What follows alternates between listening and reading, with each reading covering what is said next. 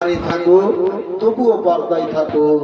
এই মা বোনেরা যখন কথা এসেছে, চলুন আর দুটো একটা মিনিট আপনার নিকটে নিই।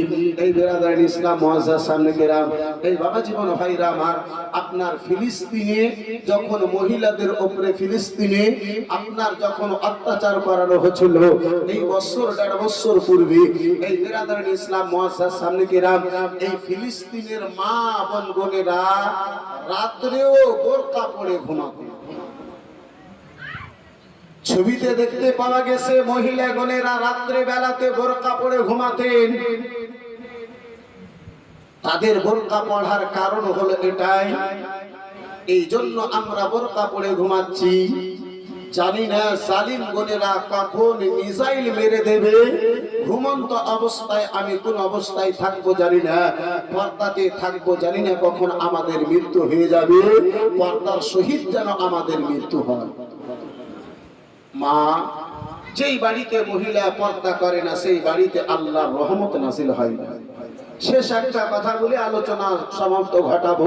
যখন পর্দার কথা এসেছে, এই মা খালাগুনেরা, এই বাপজি আমার, আপনারা একবার নয় বহুবার শুনেছেন।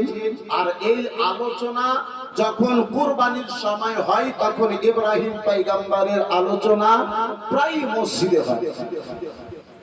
ইব্রাহিম পয়গম্বরকে আগুনে ফেলানো হয়েছিল, শুনেছেন তো নাকি? শুনেছেন কিনা? ইব্রাহিম পয়গম্বরকে আগুনে ফেলেছিল। বন্ধু আমার, বিরাদারান ইসলাম মুসলমান, ইব্রাহিম পয়গম্বরের আগুনের জন্য সকল ব্যবস্থা হয়ে গেল, সকল ব্যবস্থা হলো, দড়ি করে নেওয়া হলো। যেহেতু ইব্রাহিম পয়গম্বরের জন্য যে আগুনের কুয়াটা করা হয়েছিল অনেক উঁচু, আগুনে আগুন, ইব্রাহিম পয়গম্বরকে চরখাতে রেখে দড়ি টেনে দূর থেকে চালিয়ে ইব্রাহিম পয়গম্বরকে আগুনে ফেলা হয়। বেরাদারান ইসলাম মুসলমান, শত শত মানুষ ওই দড়ি ধরে টানে, কিন্তু দড়ি টানা যায় না। দড়ি ধরে টানে, দড়ি টানা যায় না। জালিম বাদশাহ হয়রান পরেশান, ইব্রাহিম পয়গম্বরকে কি আগুনে ফেলা যাবে না? ইবলিস শয়তান সেই মুহূর্তে মানুষের রূপ ধারণ করেছে, বলেছিল বাদশাহ কখনো তুমি ইব্রাহিমকে আগুনে ফেলতে পারবে না। বলে কেন?